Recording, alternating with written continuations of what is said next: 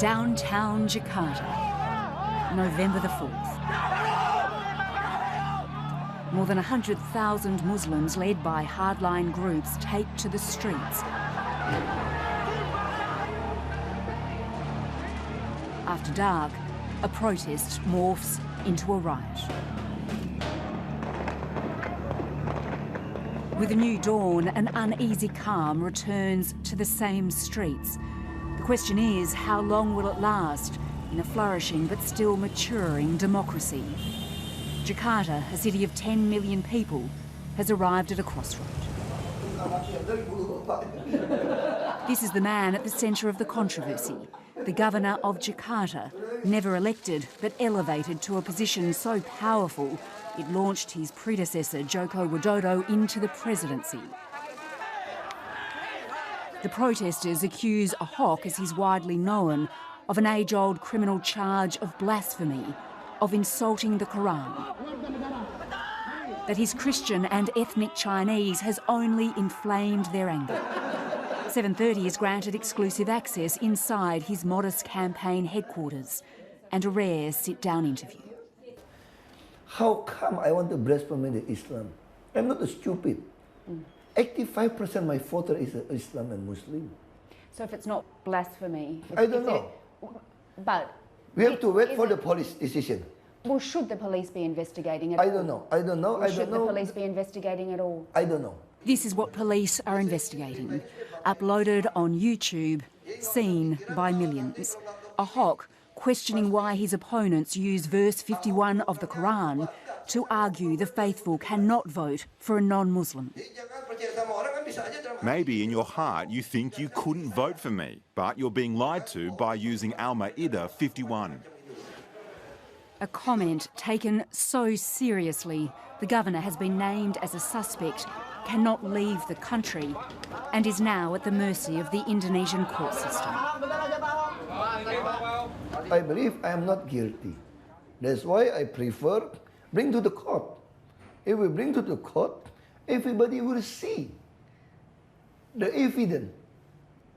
Everybody will see the video, and people will realize. So this is political? Yeah, I believe this is. That's why I need to go to the court to prove this is political, not a law. And who's funding it? I don't know. We don't know. But I believe the president now have the intelligence. I believe they know.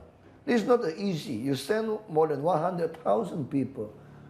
Most of them, if you look at the news, they said they got the money, 500,000 rupiah. This is about much more than just one man. It's a complicated web of religion, politics and race, and a battle between moderate and hardline Islam.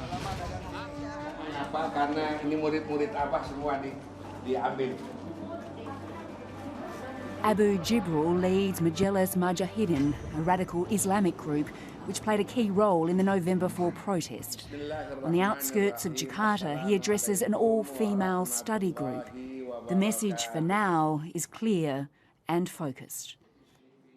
The Prophet and the Quran were insulted by an infidel whose name is Ahok. I'm going to read you the verse so you understand why an infidel can't be a leader for people of faith.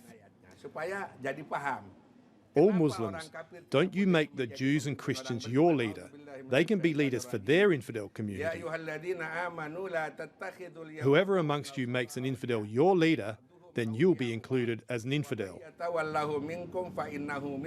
We interviewed the governor, Ahok, yesterday. We interviewed him. He says that your protests are politically motivated, nothing more, that the protesters were paid 500,000 rupiah to turn up. Is that correct? God said that infidels are liars. Infidels are hypocrites and liars. If Ahok really said that, he can be sued. Jakarta's Chinatown is a bustling hub for ethnic Chinese Indonesians, a minority group. For many, they've experienced ethnic tensions before. In 1998, during the fall of Suharto. Looting, rape, murder. They thought they'd left those days behind. Efeknya lah, ya, I felt anxious, a bit afraid, but I don't want to say anything about politics. We don't want to be in the spotlight again. Yes, we're worried. We've had the 1998 experience. We're afraid. Everyone's being cautious. No one is going out.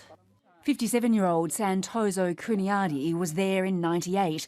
His business looted. His family feared for their lives. In Jakarta's Chinatown today, his clothing business thrives, but he can't hide his worry. The extremists have been given an ultimatum. We are brothers, all brothers, so what's the point of fighting each other? The point is that if the extremists pass through here, don't bother them. They only pass through, there is no harm in it. But if we do bother them, they'd be angry, saying, "This is not your country."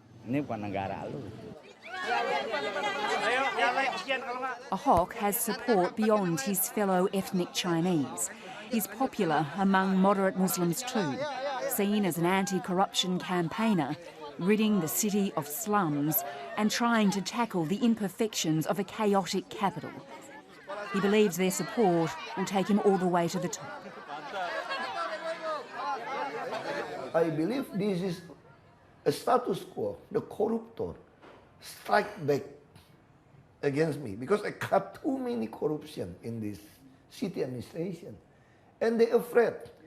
Maybe one day, when they call it a minority in question mark, could be elected as a president, that means we accomplished the roof, the topping. Is that your end aim? Your end aim to be president? What do you think about a Christian maybe one day being the president of Indonesia? If Ahok doesn't get the punishment he deserves, not according to the demands of Muslims, then Muslims will get angrier. And when they get angrier, we don't know what will happen.